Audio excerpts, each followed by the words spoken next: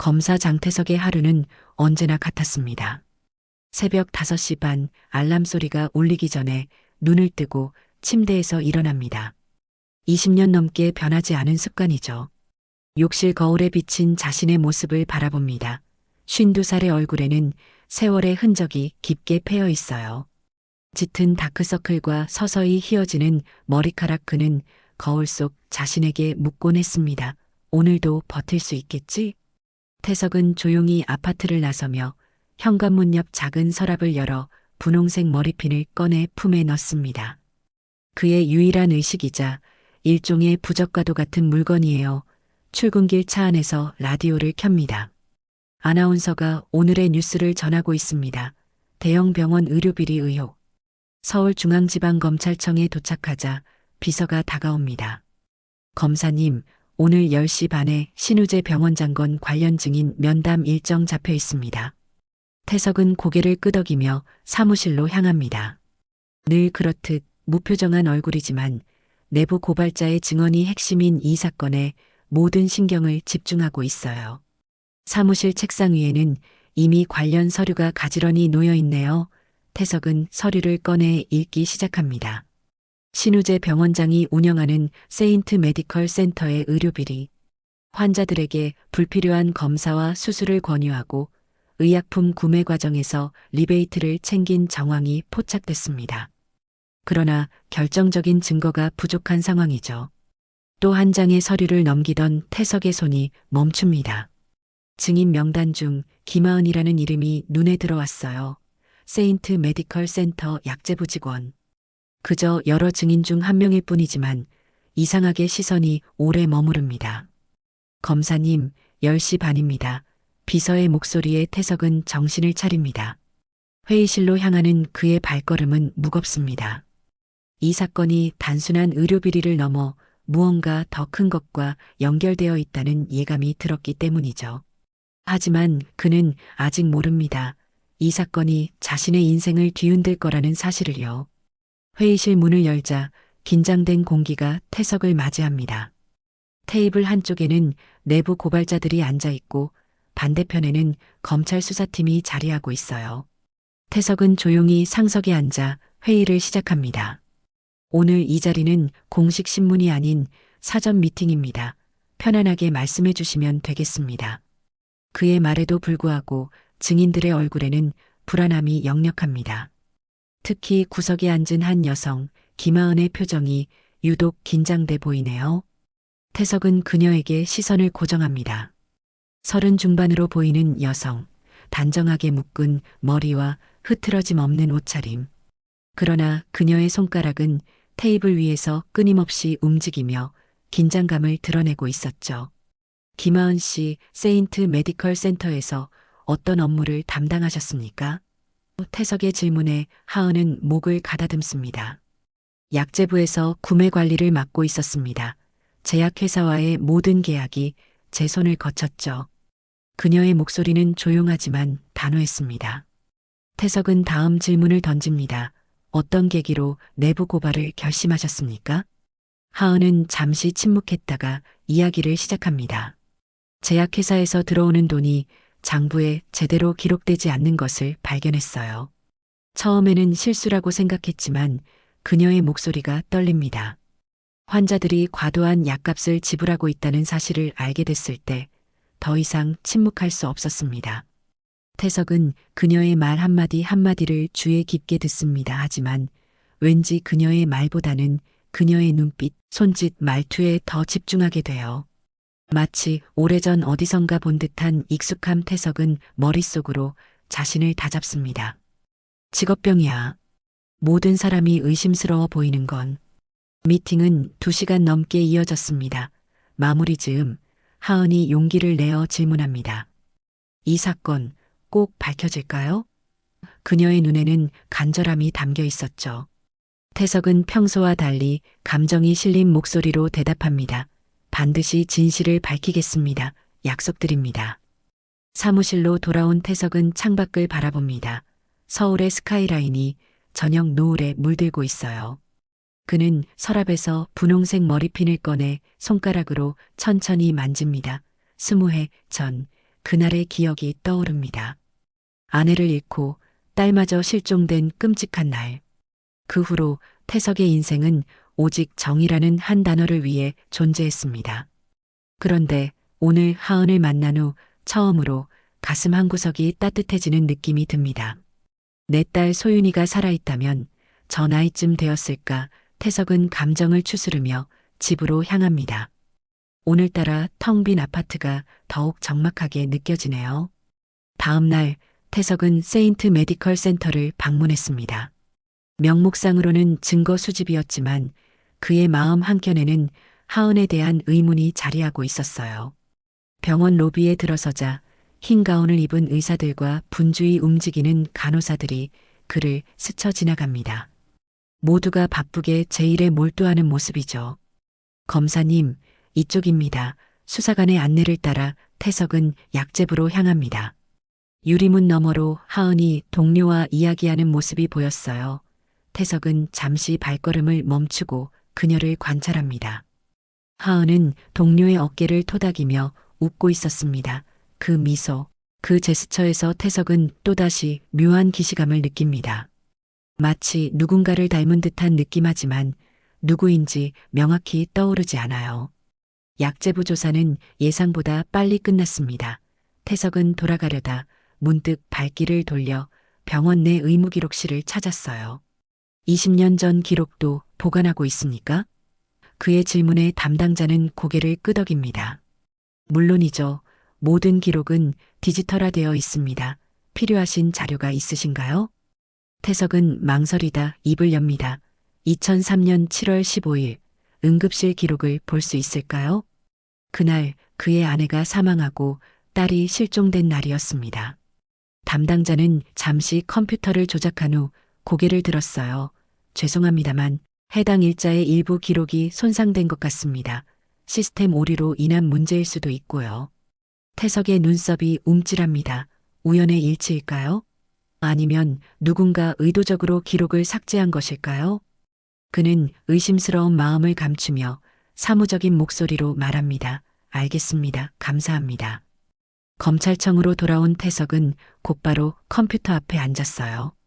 김하은의 신상 정보를 더 자세히 살펴볼 필요가 있었습니다. 인사기록, 학력사항, 주민등록 초본까지 모든 정보를 꼼꼼히 확인합니다. 그러던 중 한 가지 특이점을 발견했어요. 하은의 14살 이전 기록이 거의 없었습니다. 오직 입양 관련 서류만이 존재했죠. 입양 태석의 심장이 빠르게 뛰기 시작합니다. 그는 서둘러 주민등록번호를 통해 더 깊이 파고들었어요. 수시간의 검색 끝에 태석은 충격적인 사실을 발견했습니다. 하은의 입양 이전 기록과 소윤의 실종 시점이 일치했어요. 게다가 혈액형까지 동일했습니다. 이럴 수가. 태석은 떨리는 손으로 서랍에서 분홍색 머리핀을 꺼냅니다. 소윤이가 마지막으로 달고 있던 그 머리핀. 그는 소윤의 옛 사진을 꺼내 하은의 사진과 나란히 놓았어요. 어린 소윤과 성인이 된 하은. 직접적인 비교는 어렵지만 눈매와 미소가 닮아 있었습니다. 태석은 자리에서 일어나 창가로 걸어갑니다. 서울의 밤하늘에는 별 하나 보이지 않네요. 그의 마음속에는 희망과 두려움이 교차합니다. 내 딸이 맞다면 그동안 어떻게 지냈을까? 그는 무거운 한숨을 내쉬며 다음 날의 재판을 준비하기 시작했습니다. 재판 당일 법정은 취재진과 방청객들로 가득 찼습니다. 세인트 메디컬 센터의 의료비리 사건이 언론의 큰 주목을 받고 있었기 때문이죠. 피고석에는 신우재 병원장이 굳은 표정으로 앉아 있고 그 옆으로 화려한 정장을 입은 변호사들이 포진해 있습니다. 태석은 검사석에 앉아 서류를 정리하며 법정 문을 힐끗 바라봅니다. 그리고 마침내 하은이 증인으로 법정에 들어섭니다. 흰색 블라우스와 검은색 스커트를 입은 하은은 긴장한 모습이지만 또렷한 눈빛을 유지하고 있었어요. 태석은 심장이 빠르게 뛰는 것을 느끼며 감정을 억누릅니다. 지금은 개인적인 감정을 드러낼 때가 아니야. 증인 선서를 해주십시오. 재판장의 말에 하은이 오른손을 듭니다. 저는 양심에 따라 숨김과 보탬이 없이 사실 그대로 말하겠습니다. 그녀의 목소리는 작지만 단호했습니다. 태석이 신문을 시작합니다. 증인은 세인트 메디컬 센터 약재부에서 근무했습니까? 하은이 고개를 끄덕입니다. 네, 그렇습니다. 질의응답이 이어지는 동안 태석은 철저히 프로페셔널한 모습을 유지했어요. 하지만 그의 마음속에서는 폭풍이 몰아치고 있었죠. 증인은 신우재 병원장이 제약회사로부터 리베이트를 받는 현장을 목격했다고 진술하셨습니다. 그 상황을 자세히 설명해 주시겠습니까? 태석의 질문에 하은은 깊게 숨을 들이쉽니다. 작년 11월 23일, 저는 병원장실 밖에서 서류를 전달하기 위해 기다리고 있었습니다. 문이 살짝 열려 있었고, 안에서는 병원장님과 메디팜 제약의 대표가 대화를 나누고 있었어요. 하은은 잠시 말을 멈추고 물을 마십니다. 그때 병원장님이 봉투를 받는 모습을 보았습니다. 그리고 이번 달도 잘 부탁한다는 말을 들었어요. 피고 측 변호사가 자리에서 일어납니다. 이에 있습니다. 증인의 진술은 단순한 추측에 불과합니다. 그 봉투 안에 무엇이 있었는지 증인은 확인하지 못했습니다. 재판장이 고개를 끄덕입니다. 이에 인정합니다. 검사 계속하십시오. 태석은 흔들리지 않고 다음 질문으로 넘어갑니다. 증인이 병원에서 발견한 이중장부에 대해 설명해 주실 수 있습니까? 하은은 자세히 설명하기 시작했습니다. 그녀의 체계적인 설명과 명확한 증거 제시는 법정을 숙연하게 만들었어요. 신문이 계속되는 동안 태석은 하은의 모든 작은 움직임, 표정, 말투에 주목했습니다. 자신의 딸일지도 모르는 사람이 눈앞에 있다는 사실이 그를 흔들었어요. 그는 마지막 질문을 준비합니다. 김하은 씨, 마지막 질문입니다. 태석은 잠시 머뭇거립니다. 이 질문이 사건과 직접적인 관련이 없다는 것을 알면서도 묻지 않을 수 없었어요. 증인은 어린 시절에 대한 기억이 있습니까? 14살 이전의 기억 말입니다. 법정이 갑자기 조용해집니다. 피고 측 변호사가 의아한 표정을 짓고 재판장도 눈썹을 치켜올립니다. 하은은 예상치 못한 질문에 당황한 기색이 역력했어요. 제 14살 이전의 기억이요? 그녀는 혼란스러운 표정으로 대답합니다. 잘 기억나지 않습니다. 다만 가끔 꿈에서 볼 때가 있어요. 분홍색 머리핀과 누군가의 손을 잡고 있는 제 모습을. 태석의 가슴이 쿵하고 내려앉았습니다. 재판이 끝난 후 태석은 사무실에 홀로 남았습니다. 창밖으로는 이미 어둠이 내렸고 도시의 불빛들이 반짝이고 있어요. 그는 책상 서랍에서 소윤의 사진과 분홍색 머리핀을 꺼내 바라봅니다. 하은의 말이 계속해서 그의 귓가를 맴돌았죠. 분홍색 머리핀과 누군가의 손을 잡고 있는 제 모습. 태석은 결심했습니다. 확실히 해야 했어요. 그는 컴퓨터를 켜고 검찰 내부 시스템에 접속합니다. 하은의 신원 정보를 다시 한번 꼼꼼히 살펴봤죠. 그리고 체포 영장과 함께 서류에 남았던 그녀의 지문 기록을 찾았습니다. 그 다음 20해 전 소윤이 실종 당시 수집된 지문 샘플을 검색합니다. 밤이 깊어가는 동안 태석은 두 지문을 비교하며 시간 가는 줄 몰랐습니다. 그리고 마침내 그는 결정적인 증거를 발견했어요. 하은의 지문과 소윤의 지문이 일치했습니다. 드디어 찾았다. 태석의 목소리가 떨립니다. 그의 눈에서는 뜨거운 눈물이 흘러내렸어요. 20년 동안 찾아 헤맨 딸이 바로 곁에 있었던 것입니다. 다음 날 아침 태석은 평소보다 일찍 출근했습니다. 그는 법원에 증거보전 신청을 제출할 준비를 하고 있었어요. 이 사건에서 하은의 신뢰도가 핵심이기 때문에 그녀의 신원을 더 명확히 하려는 명목이었죠. 하지만 태석의 진짜 목적은 법적으로 하은이 자신의 딸임을 증명하는 것이었습니다. 검사님, 피고 측에서 긴급 의견서를 제출했습니다. 비서가 서류 한 장을 들고 들어왔어요. 태석은 서류를 받아 빠르게 읽어내려갑니다. 그의 얼굴이 굳어집니다. 피고 측은 하은의 입양 이력을 문제 삼아 그녀의 증언이 신뢰할 수 없다고 주장하고 있었어요. 더 충격적인 것은 하은이 어린 시절 정신적 외상으로 치료를 받았다는 기록을 발견했다는 내용이었습니다. 태석은 분노와 걱정이 교차하는 감정을 느꼈어요. 한편으로는 하은이 겪었을 고통에 가슴이 아팠고, 다른 한편으로는 피고 측의 더티 플레이에 분노했습니다. 그는 결단을 내려야 했어요. 개인적인 감정을 드러내고 하은이 자신의 딸임을 밝힐 것인가, 아니면 프로페셔널하게 사건에만 집중할 것인가. 오후 법정. 하은은 다시 한번 증인석에 섰습니다. 그녀의 표정은 전날보다 더 긴장되어 보였어요. 피고 측 변호사가 신문을 시작합니다. 김하은 씨, 당신은 14살에 입양되었다고 들었습니다. 맞습니까? 하은은 잠시 망설이다가 대답합니다. 네, 맞습니다. 그렇다면 입양 전에 당신의 이름은 무엇이었습니까? 변호사의 질문에 법정이 조용해졌습니다. 하은은 고개를 숙입니다. 기억나지 않습니다. 제 기억은 단편적이에요. 변호사는 승리의 미소를 지으며 계속 질문을 이어갔어요. 단편적인 기억을 가진 사람의 증언을 어떻게 신뢰할 수 있겠습니까? 당신의 증언은 모두 조작된 것 아닙니까? 태석이 자리에서 벌떡 일어납니다. 이에 있습니다. 변호인은 증인을 모욕하고 있습니다. 재판장이 고개를 끄덕이며 말합니다. 이에 인정합니다. 변호인, 질문을 다르게 하세요. 태석은 하은을 바라봅니다. 그녀의 눈에는 눈물이 고여 있었어요.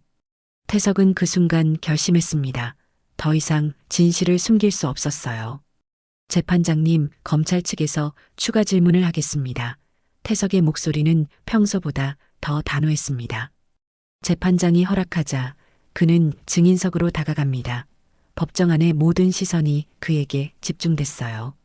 김하은 씨, 증인이 입양되기 전 어떤 일이 있었는지 기억나는 부분이 있습니까? 태석은 차분한 목소리로 물었습니다. 하은은 잠시 생각에 잠기더니 대답합니다. 흐릿하게 어떤 병원 앞에서의 기억이 있어요. 엄마가 돌아가신 후 저는 아빠와 함께 있었습니다. 태석의 심장이 빠르게 뛰기 시작했어요. 그 병원의 이름이 혹시 세인트였을까요? 하은은 놀란 눈으로 태석을 바라봅니다. 어떻게 아셨어요? 네, 맞아요. 법정이 술렁입니다. 피고 측 변호사가 자리에서 일어납니다. 이에 있습니다. 이 질문들은 사건과 무관합니다. 재판장이 고개를 끄덕입니다. 검사, 질문의 요지를 명확히 하십시오. 태석은 심호흡을 하고 계속 질문을 이어갑니다. 증인은 2003년 7월 15일 세인트 병원 앞에서 무슨 일이 있었는지 기억하십니까? 하은의 얼굴이 창백해집니다. 그날은 그녀의 목소리가 떨립니다. 엄마가 돌아가신 날이었어요. 아빠가 잠시 자리를 비운 사이에 누군가가 저를 데려갔습니다. 법정이 순간 얼어붙은 듯 조용해졌어요. 태석은 마지막 카드를 꺼냅니다. 그는 조심스럽게 분홍색 머리핀을 꺼내 증인석 앞에 놓았습니다. 이 머리핀을 기억하십니까? 하은은 머리핀을 보는 순간 충격에 빠진 표정이 됩니다. 그녀의 손이 떨리기 시작했어요. 이건 제 머리핀. 어떻게 그녀의 눈에서 눈물이 흘러내립니다. 태석은 마지막 질문을 던집니다. 증인의 본명은 장소윤이 맞습니까? 법정 안이 완전히 정적에 빠집니다. 하은, 아니. 소윤은 눈물로 가득 찬 눈으로 태석을 바라봅니다. 그게 제 이름이었나요? 태석도 참았던 눈물을 더 이상 억누를 수 없었습니다. 네, 당신은 내 딸 장소윤입니다. 장내가 술렁이기 시작합니다. 재판장이 법봉을 내리치며 정숙을 요구했어요. 검사, 이게 무슨 상황입니까? 설명해 주십시오. 태석은 떨리는 목소리로 설명합니다. 재판장님, 증인 김하은은 제 딸 장소윤입니다. 20년 전 세인트 병원에서 아내가 사망한 후 딸이 실종되었습니다. 지문대조, DNA 분석을 통해 확인했어요. 피고 측 변호사가 격렬하게 항의합니다. 이에 있습니다. 이는 검찰의 조작된 증거일 수 있습니다. 검사님은 이 사건에 개인적인 감정이 개입되어 있습니다. 재판장은 심각한 표정으로 양측을 바라봤어요. 오늘 재판은 여기까지입니다. 추가 증거 검토와 검찰 측의 상황 설명이 필요하겠습니다. 일주일 후에 재개하겠습니다. 법정이 산만해지는 가운데 소유는 증인석에서 일어나 태석에게 다가옵니다. 20년 만에 아버지와 딸이 마주선 순간이었죠. 태석은 그녀를 바라보며 말합니다. 미안하다, 찾지 못해서 너무 미안하다. 소유는 울음을 참으며 대답합니다. 아직 믿기지 않아요. 제가 정말 장소윤인가요? 법정방, 쏟아지는 취재진의 플래시와 질문 세례 속에서 태석과 소유는 간신히 빠져나왔습니다. 태석은 본능적으로 소윤의 어깨를 감싸 안으며 기자들을 뚫고 지검 건물로 돌아왔어요. 소유는 여전히 혼란스러운 표정으로 태석을 따라왔습니다. 태석의 사무실에 도착하자 그는 조심스레 문을 닫고 소윤에게 자리를 권했어요. 앉으세요. 아니, 앉아라. 그는 공적인 말투에서 사적인 말투로 바꾸려 애쓰지만 20년의 공백을 메우기엔 너무 어색했습니다. 소윤도 그런 태석의 마음을 읽었는지 조용히 의자에 앉습니다. 제가 정말 장 검사님의 딸인가요? 소윤이 떨리는 목소리로 물었어요. 태석은 서랍에서 낡은 앨범 하나를 꺼냅니다. 이것을 보면 이해할 수 있을 거야. 그는 앨범을 조심스럽게 펼쳤습니다. 그 안에는 어린 소윤과 가족의 행복했던 시간들이 담겨 있었죠. 소윤은 사진들을 하나하나 살펴봅니다. 어린 자신과 웃고 있는 엄마, 그리고 지금보다 훨씬 젊고 밝은 표정의 태석. 엄마가 소윤의 손가락이 사진 속 여자를 가리킵니다. 태석은 묵묵히 고개를 끄덕였어요. 너희 엄마 이름은 장미영이었어. 너를 너무 사랑했지. 어떻게 돌아가셨나요? 소윤의 질문에 태석의 표정이 굳어집니다. 그는 잠시 말을 고르더니 대답했어요. 세인트 병원에서 의료사고였어. 그런데 병원 측에서 모든 증거를 은폐했지. 내가 검사였음에도 불구하고 아무것도 밝혀내지 못했다. 소윤의 눈이 커졌습니다. 세인트 병원이요? 신우재 병원장의 그 병원이요? 태석이 놀란 표정으로 소윤을 바라봤어요. 알고 있었니? 소윤은 천천히 고개를 저었습니다. 아니요. 단서들이 이제야 연결되네요. 제가 그곳에서 일하게 된 것도 비리를 발견하게 된 것도 운명이었던 거겠죠? 태석은 깊은 한숨을 내쉽니다. 그날 엄마가 수술 후 갑자기 상태가 나빠졌어. 내가 의사들을 찾으러 간 사이에 내가 사라졌지. 경찰은 단순 미아로 생각했지만 나는 늘 의심했다. 병원과 관련이 있다고. 소윤의 얼굴이 창백해졌습니다. 그럼 제가 입양된 것도 태석이 말을 이었어요. 아마 신우재가 관련되어 있을 가능성이 크지. 수술 실수를 은폐하려다 상황이 복잡해졌을 수도. 갑자기 소윤이 자리에서 일어납니다. 기억나요? 조금씩 그날 간호사처럼 보이는 사람이 저를 데려갔어요. 아빠가 기다리고 있다면서 그녀의 눈에서 눈물이 흘러내렸습니다. 그리고 다음 기억은 낯선 집에서 깨어난 거예요. 그때부터 김하은이라는 이름으로 살았죠. 태석도 일어나 소윤에게 다가갔습니다. 그러나 그는 여전히 어떻게 행동해야 할지 몰라 망설였어요. 소윤도 비슷한 감정이었는지 서로 간격을 두고 서 있었습니다. 20년의 시간은 너무 컸습니다. 이제 어떻게 해야 할까요? 소윤이 물었습니다. 태석은 결연한 표정으로 대답했어요. 진실을 밝혀야지. 너의 입양 과정, 엄마의 죽음, 모든 것의 배후에 신우재가 있다는 것을. 소윤은 고개를 끄덕입니다. 함께 하겠습니다. 아니, 함께 할게요, 아빠. 그 말에 태석의 눈에서 눈물이 흘러내렸습니다. 일주일 후 세인트 메디컬 센터 의료비리 사건의 재판이 재개되었습니다. 하지만 법정의 분위기는 이전과 완전히 달랐어요. 태석은 검사석에 앉아 있었지만 그의 옆에는 또 다른 검사가 함께했습니다. 태석 자신이 이해 당사자로 판명되어 주 검사직에서 물러난 것이죠. 소윤은 방청석에 앉아 있었어요. 그녀는 더 이상 증인이 아니었습니다. 대신 그녀가 제공한 모든 증거와 증언은 이미 검찰 수사팀에 의해 철저히 검증되었고 새로운 증인들이 나타났어요. 세인트 병원의 전직 간호사들, 20년 전 당시 근무했던 의사들, 그리고 소윤의 입양을 주선했던 사회복지사까지. 재판장이 입을 엽니다. 오늘 재판에서는 신우재 병원장의 의료비리뿐 아니라 2003년 장미영 씨 사망 사건 및 장소윤 양 실종 사건과의 연관성도 함께 심리하겠습니다. 법정안이 긴장감으로 가득 찼어요. 첫 증인으로 나선 전직 간호사 김영희는 떨리는 목소리로 증언했습니다. 그날 신 원장님이 직접 수술을 집도했어요. 그런데 실수가 있었고 환자가 과다출혈로 위험해졌습니다. 원장님은 모든 기록을 조작하라고 지시했어요. 다음 증인인 전 행정직원은 더 충격적인 증언을 했습니다. 장미영 씨의 사망 이후 그녀의 딸이 실종된 것은 우연이 아니었어요. 신 원장님은 가족이 의료과실로 소송을 제기할까 두려워했고 특히 딸이 뭔가 목격했을까 염려했습니다. 그래서 아이를 다른 곳으로 보내라고 지시했어요. 피고석의 신우재 병원장은 점점 창백해지는 얼굴로 그 모든 증언을 듣고 있었습니다. 그의 변호사들도 더 이상 효과적인 반박을 하지 못했어요. 재판은 오후 늦게까지 이어졌고 마침내 결론에 도달했습니다. 신우재 병원장에게는 의료비리, 증거인멸, 그리고 납치 혐의가 인정되어 징역 15년이 선고되었어요. 소윤의 입양 과정에 관여한 사회복지사들에게도 처벌이 내려졌습니다. 재판이 끝난 후 태석과 소윤은 법원 계단을 함께 내려왔습니다. 취재진들이 몰려들었지만 그들은 조용히 차에 올라 태석의 집으로 향했어요.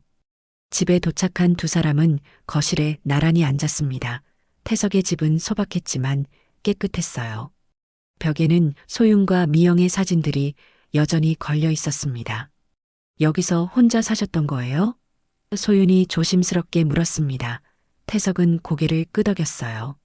너와 엄마를 잊지 않기 위해서 그리고 언젠가 너를 찾을 수 있을 거라는 희망으로. 소윤은 작은 가방에서 무언가를 꺼냈습니다. 바로 분홍색 머리핀이었어요. 태석이 법정에서 보여주었던 그것과 똑같은 머리핀 이건 제가 간직해온 거예요. 유일하게 기억나는 물건이었거든요. 태석은 놀란 표정으로 물었습니다. 너도 가지고 있었니? 소윤이 미소 지었어요. 네, 쌍으로 된 머리핀이었나 봐요. 하나는 제가, 하나는 아빠가 가지고 있었네요. 태석의 눈에 눈물이 고였습니다.